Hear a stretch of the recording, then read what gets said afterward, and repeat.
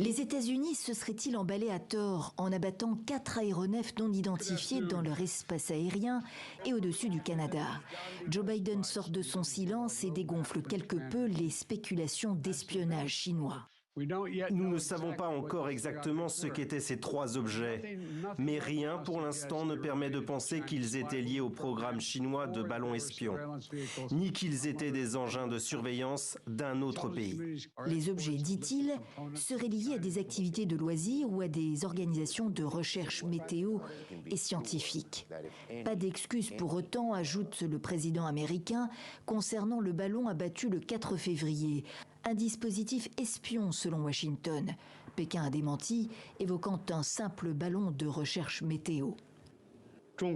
La Chine a expliqué la situation à plusieurs reprises, mais les États-Unis ont surréagi et en ont fait le prétexte pour sanctionner les entreprises et les institutions chinoises.